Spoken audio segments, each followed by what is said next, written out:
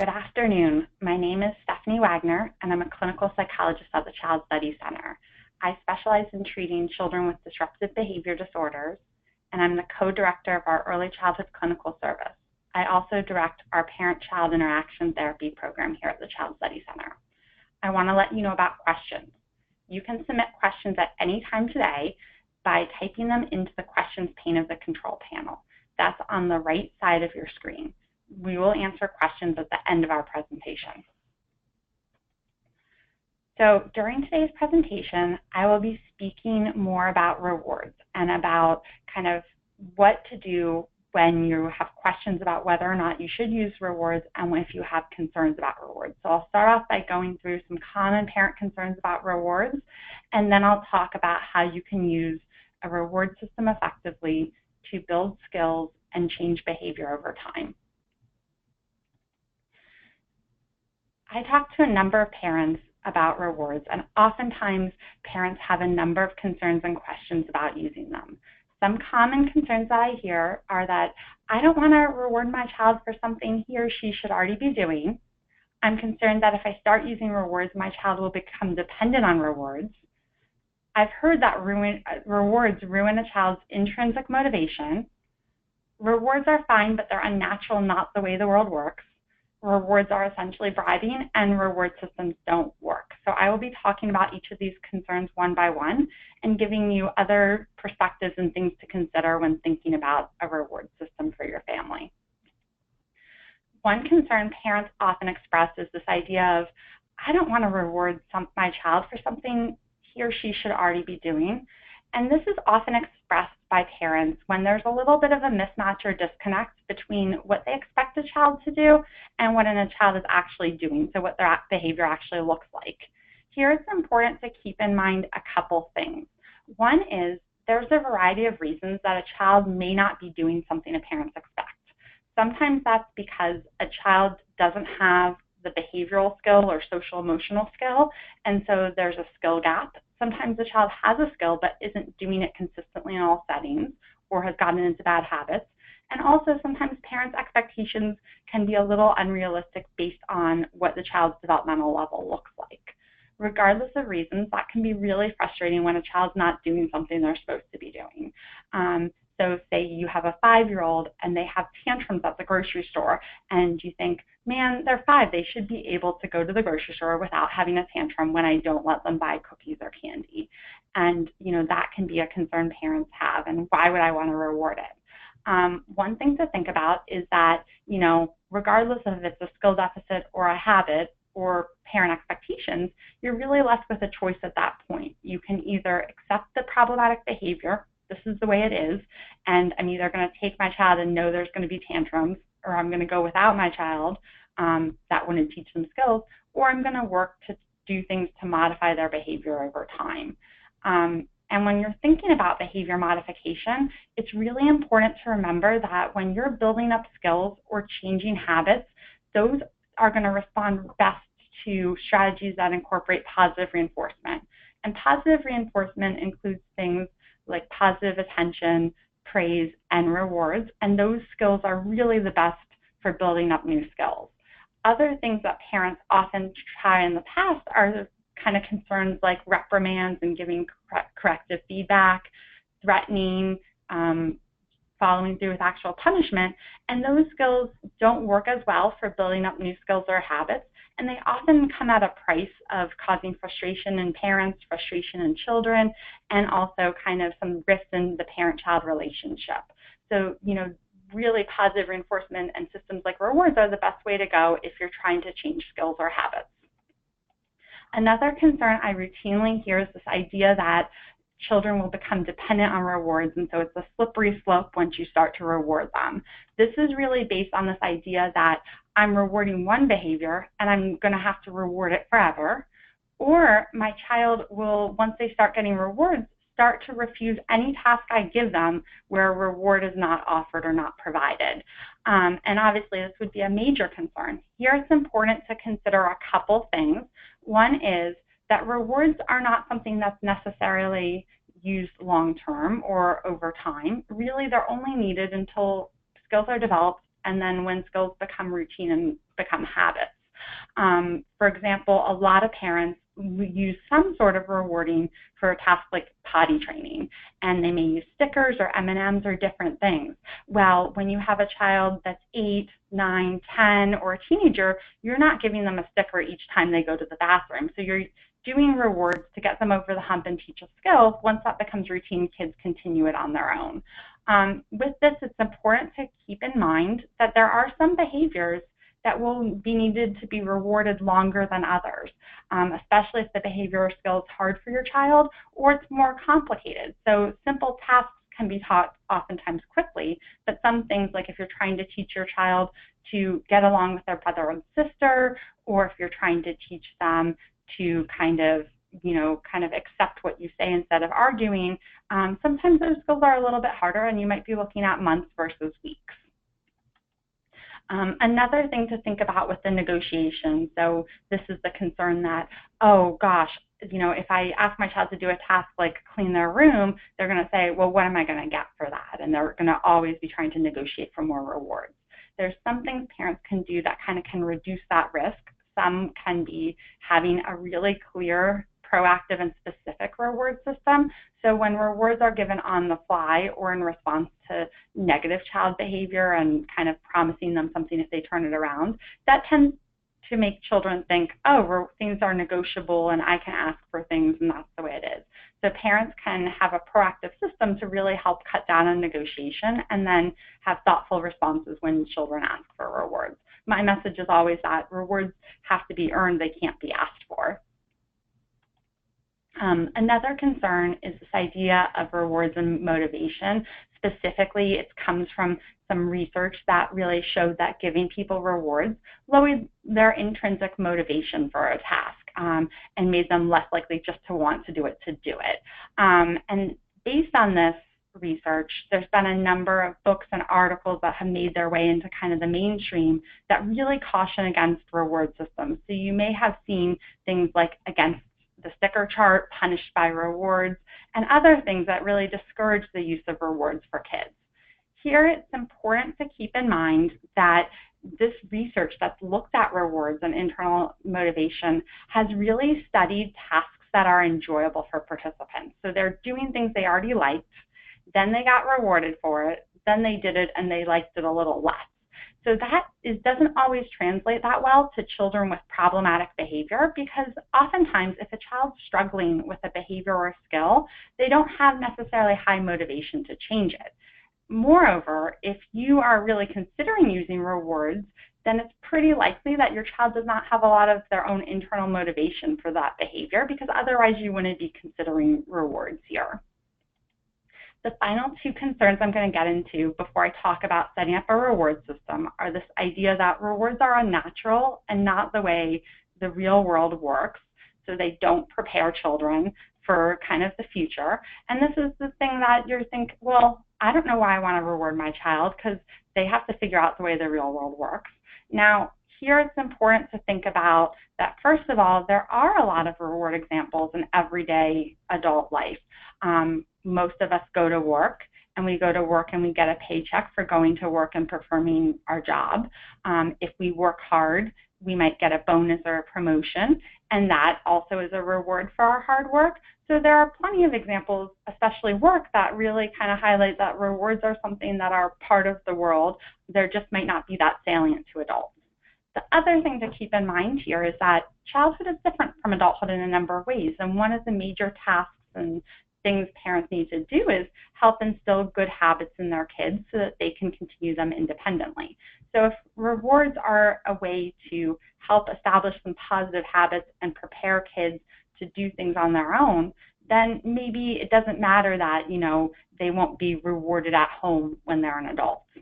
The other concern I often hear is, well, a reward's like a bribe and I don't want to bribe my child. To look a little further at this, we can look at the definition of a bribe, which would be a money or a favor given or promised in order to influence a judgment or conduct of a person. And ideas like politicians often come to mind, where someone might be paying them money so they vote or act in a certain way. This is also a little bit different than rewards in a couple ways. One is with a bribe, you're bribing someone to do something in that moment. You might be bribing them over time to act in that moment a certain way, but once a bribe stops, somebody's not going to be acting a certain way. So bribes don't really teach skills. A reward system that's done in a really proactive and systematic way is designed to change behavior over time so that you can discontinue the reward and the habit or behavior stays. So, if reward systems are done correctly, they really don't look like bribes. The other piece to keep in mind, though, is that if you are using rewards ineffectively or have in the past, that can look really similar to a bribe because you're not seeing that long-term change in behavior. So that brings me to the final concern and the second part of our presentation, where I'm going to talk about, well, I've tried reward systems and they just don't work. So here I'm going to go over some tips to create an effective reward plan for your child's problematic behavior. One thing that's really important in starting a reward system is that you want to make sure you're really clear and identify the behavior you want to target in a very specific way. The first step for targeting a specific behavior would be to think about what behavior or behaviors you would want to work on and help your child with over time. And you really want to limit this to 1 or 2 concerns, because changing your child's behavior is going to require work on their part, and it's also going to require work on your part to give feedback, monitor, make sure you're giving the rewards, and use the system consistently. So if you're starting on a bunch of behaviors, it can be really hard, overwhelming, and it can backfire. So you really want to think about starting somewhere and then potentially adding on as children get into better habits. Additionally, once you know what behavior you want to target, you want to think about defining it in a really specific way so that it is something that works for a reward system. And it's going to work best if the behavior is very specific, observable, measurable, and positively stated. So specific is this idea that your child should know and understand what exactly it is you're looking for. So for instance, we often tell kids, be good, behave, and words like that, and those don't have a lot of meaning for kids. They don't necessarily know what it means to behave or be good, and you don't necessarily either, because it could mean a number of things depending upon what their problem behavior is and depending on the setting. So you want to be really clear what behavior you want to change over time and very specific. The next thing about a target behavior is that it should be observable, meaning that it shouldn't be internally how they think or feel or their intentions, meaning that you should be able to see it, and if another person sees it, they would agree that they see that behavior. So observable gets at this idea that it should be something that you can see pretty easily. Measurable is this idea that you're going to need to quantify this behavior and quantify it over time. So some simple tasks are very easy to measure, right? Like getting dressed in the morning, brushing teeth at night. Oftentimes with behavioral systems, parents want to target problematic behaviors as well too, whether that's fighting with siblings or kind of being able to stop whining or cut back on whining. So with measurable, you want to be thinking about what are the intervals or chunks of the day that you want to see this behavior.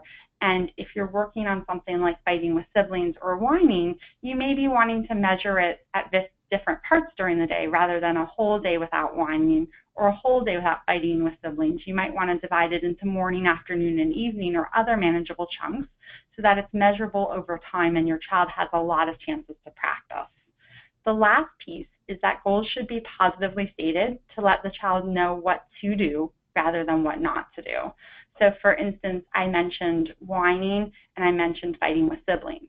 Well, so if you're thinking of a goal for that, you wouldn't want to say not whining or not fighting with siblings because it doesn't really tell the child specifically what you want them to do.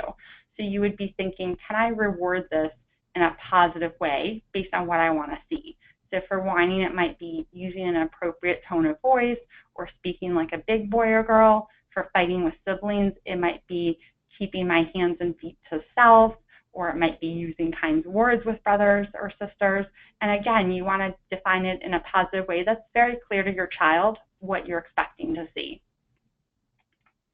The next piece is that you want to make sure that your target behavior is something that is attainable for your child and is within their reach, and also an improvement over what they're currently doing or the baseline. With this, you want to keep in mind you're really trying to find the sweet spot. So if the target behavior is too easy, there's really no reason to reward it, and you're wasting your time and effort rewarding something they can already do easily. If it's too hard, though, it's pretty easy for children to lose interest over time and interest quickly, because even if they're interested in the rewards, if they can't earn them, they're going to give up pretty easily. So you really want to be thinking about, like, what is that sweet spot where the child can attain it, but then they also can improve. So going back to some of my examples of fighting with siblings or whining, it might be unrealistic for your child to go the whole morning without whining or speaking appropriately for the whole morning. So you might add in a couple reminders here. And with reminders, you would want to just be clear on how many you're giving, in which case the child would be able to still earn the reward. So you would be defining it in a way that may not be where you want it to be, but is a step in the right direction. What you can do after you have that initial target is, once a child's successful at that target and with a couple reminders, you can start reducing them over time until their behavior is to where you want it to be. The next important part of a reward system is selecting rewards that are appropriate for your child and motivating and that you're comfortable with. A couple tips here. One is you want to think broadly about rewards. It doesn't have to be a tangible item like a sticker or a treat. It can also include privileges and things they want to do more of.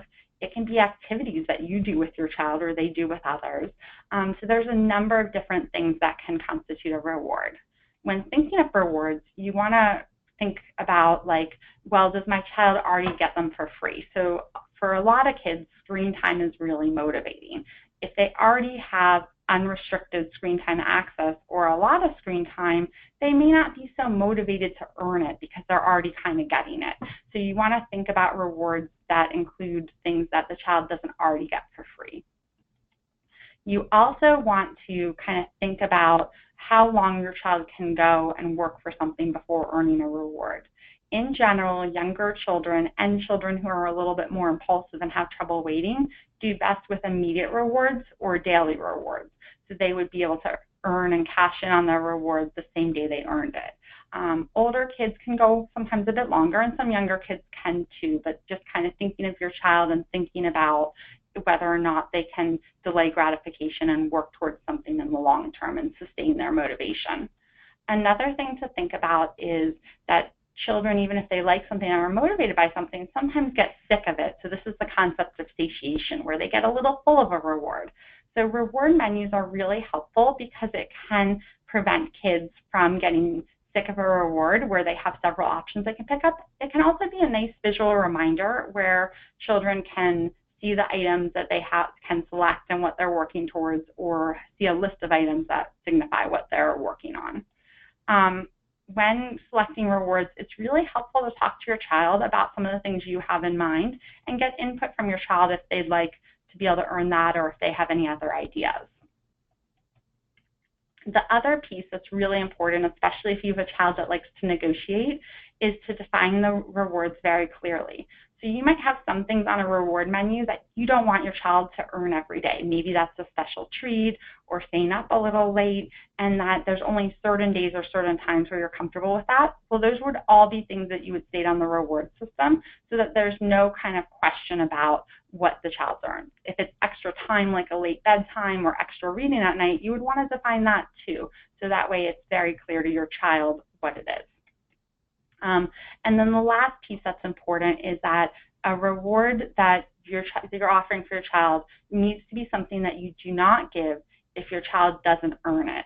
And so you don't want to put anything on the reward list that you wouldn't want to withhold. And sometimes social activities with other kids or different experiences are things parents want their child to be able to do. So they want to give it regardless of if the child earns it. So just making sure that's the reward you're comfortable withholding if they do not earn. So just a couple of reward ideas, and this list is not exhaustive. It's really meant to be kind of a thought for you to brainstorm a little more. But under privileges and activities, you can think about things like extra screen time on computers or video games, an extra TV show. You can think about activities with your child, so like an extra book at night, getting to play a board game with a parent, craft or an activity with the parent, getting to stay up a little bit later, taking a trip to the park or a bigger outing like bowling, ice skating, miniature golf. You can think about having a one-song dance party for your family. Kids sometimes like that, or getting to put on a show for the family. Having the child get to select what's for dinner out of appropriate options. A child that does chores, that doesn't like chores, sometimes they like a get-out-of-chore pass. And having a family movie night or pizza party or ice cream sundae party where it's a special family activity. Again, different kids are going to be motivated by different things, and some are more short-term and long-term, but you would be thinking about, based on my child, what types of privileges or activities might they like and might be motivating for them. And then there are also tangible items that are really motivating for some kids. So those could include stickers or stamps, getting to earn a trinket that's in a grab bag or prize box, getting a special dessert or treat. There might be an item your child wants, like baseball cards, Pokemon cards, a Lego set. For older kids, money or gift cards can be really motivating. Those don't tend to work as well for younger kids because money is really a placeholder for what you can buy. So younger kids aren't always making that connection. And also kids can, download songs, apps, or games. So all of those could be rewards. You just would want to think about what would be comfortable for you to offer and what also would your child be motivated by, and how frequently could they earn this. The next step in thinking about reward system is preparing your child, which is an important part so that they understand what they're going to be working on and why. And to do this, you want to pick a time where your child's calm and just give a brief explanation about kind of both what you're going to work on, why you're going to be working on it, what the criteria is and how they can earn rewards, and possible rewards that you have in mind, and as well as getting input from the child. So for instance, you may be working with your child on getting dressed in the morning independently with a reminder. So you might sit your child down and say, one thing that we need to work on is our mornings, because I'm telling you multiple times to get dressed, I get frustrated and yell, and you get frustrated and we're almost late for school. So we're going to work on trying to make it go smoother. And what we're going to work on is you getting dressed on your own when told, and I'll give you one reminder. And if you're able to do that, you're going to be able to earn some rewards for working hard on this goal. And, some things I had in mind is you might be able to play kind of a game on the phone for 5 minutes, or you might be able to bring a special treat for lunch. What do you think about these rewards? And is there anything else that you think you'd like to earn? So there you're having a little discussion, letting them know what you're doing and kind of what they can earn.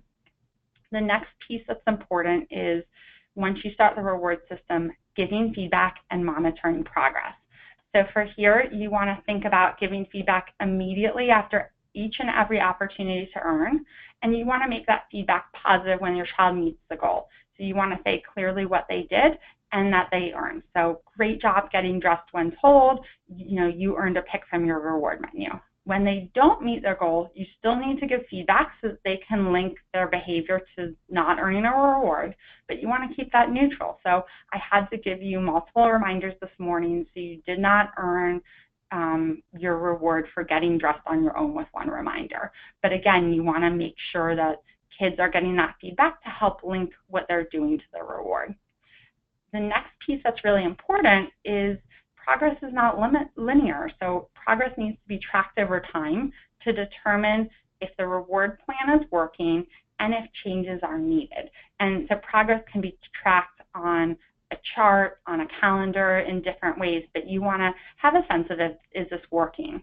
Visuals can be really helpful reminders because it can cue parents in everyone's hectic day-to-day lives.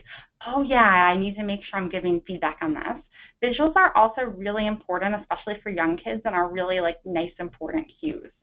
Some examples of visuals that can be used is tokens, where kids earn tokens or chips for the behavior, marbles in a jar, where children are earning marbles in a jar, and when the jar fills up, that's when they get the reward, or a behavior chart. And the behavior chart's nice because it lets you monitor progress too, where there's a place to either put stickers down or put smiley faces or stars or something your child likes when they do the target behavior, and also track when they don't meet the target behavior.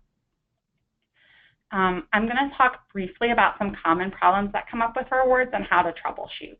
So one concern that often comes up is this idea of nothing motivates my child, so I just can't think of rewards.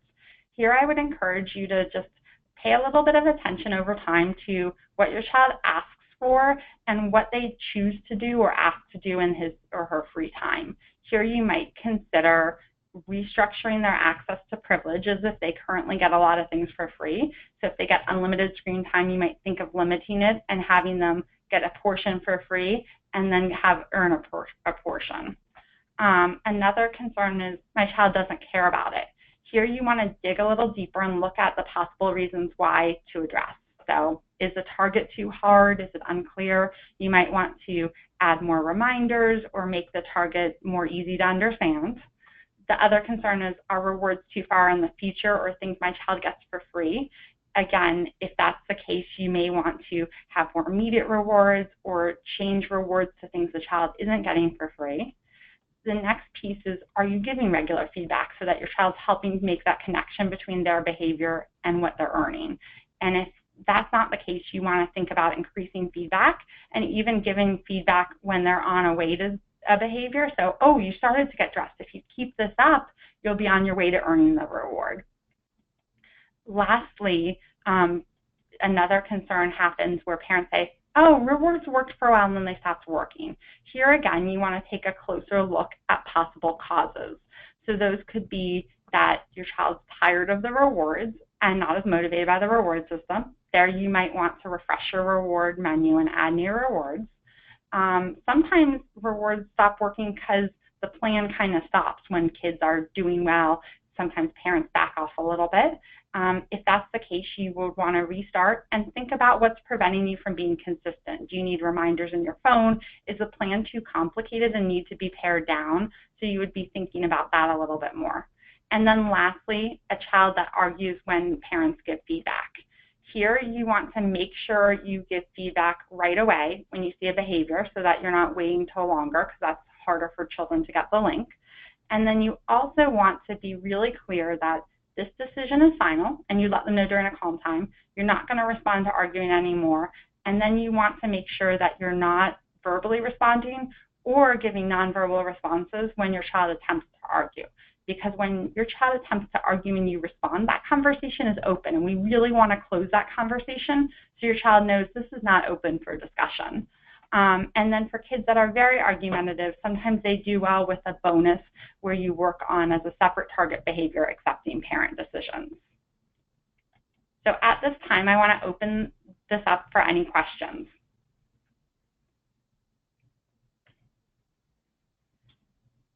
All right, so I have a question about using rewards in school, which is a great question. It's how can rewards be used in a classroom setting in a way that's tolerable for all students? So that can be hard, especially if you're using them for one particular child who is a target child, and other kids can sometimes be aware that this other child gets some different privileges or access to things for acting up. One thing that you can think about with this is sometimes a kid can earn something for the whole class, and that has to be set up really strategically, though. So if a kid doesn't earn, people aren't upset with them, or kids can earn something with a peer. The other thing with classroom kind of behavior is sometimes rewards can be really provided in a more discreet way. So if they get, kind of, whether it's stickers or extra time doing something or access to certain privileges, there's sometimes ways to look at the day and embed it in a way that other kids aren't noticing as much. I have another question. It's any tips for establishing reward systems for an older child who won't do routine habits like brushing teeth, but younger brothers do? Is a problem to reward behavior that other kids do already? Impact on younger kids. So that's another common concern when you're looking at siblings, that you might be doing it for one kid and the other kids do things already, but one kid has the problem. With this, I would say you want to work on whatever is appropriate to that child, even if younger siblings don't have a problem with this. What you would want to do in this case, though, to be fair, is there's probably something that your younger siblings or the younger kids could also benefit from working on. So you'd want to think about whether it's chores or specific behavior, having them have a task that they work on that they get rewarded for too, because otherwise they will feel like it's unfair that they're already doing something and they can't earn, and their older sibling isn't doing something and can earn. I have another question. Are rewards more effective than consequences? Is one method more damaging? Is some of this dependent on the child involved? So in general, rewards are more effective at teaching skills, establishing habits, than with consequences. I'm assuming the question was directed towards negative consequences, such as punishment strategies, taking away privileges, restricting privileges, or timeout. Rewards really work best at teaching skills. Like, you probably use rewards with toilet training. You didn't put your child in timeout or take away a toy if they had an accident. So for teaching skills, rewards are best. For a lot of kids, they need a combination of positive-based strategies such as rewards, and they may need some more punishment strategies too for behaviors that you really want to reduce. But you're not necessarily thinking about using one instead of the other.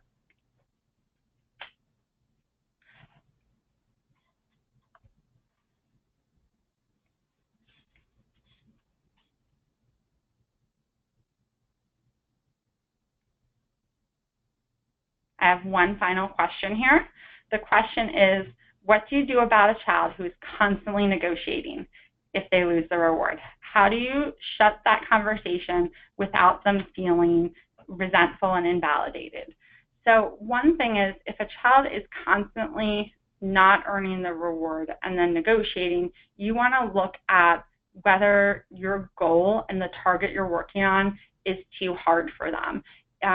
If they are constantly falling short of the goal, that suggests that it might be slightly out of their reach, and you may need to think about how to make it slightly easier with either reminders or kind of reduction in how long they have to do something. Once you've done that and determined the target's appropriate, then with the negotiation, you do want to, in the moment when they're negotiating, really shut that off with kind of my decision's final, and then kind of go into not responding. But if you are concerned that they're getting frustrated over time or feeling upset, you would want to pick a calm time to talk about it that's separate from the time at which they're negotiating in the moment. So, I've noticed that sometimes when you don't earn, it's really hard, and I understand that you feel sad and disappointed. Remember, we're working on, you accepting that sometimes you're going to earn and sometimes you're not going to earn. And again, there are some kids that have more trouble with negotiating, and if that's the case, I do think some kids really benefit from a second goal or second target, which would be accepting parent decisions, because that is an important skill, especially for kids that do negotiate and do argue more. So I want to let you know that on behalf of the Child Study Center, we thank you for joining me today. Once you leave the webinar, you'll receive a survey, and we would appreciate if you complete it. You will also receive a follow-up email within a day or two with a link to a recording of today's presentation.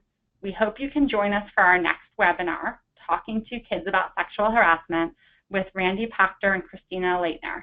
That's on Friday, December 8th at 2 p.m. Thanks again. Bye.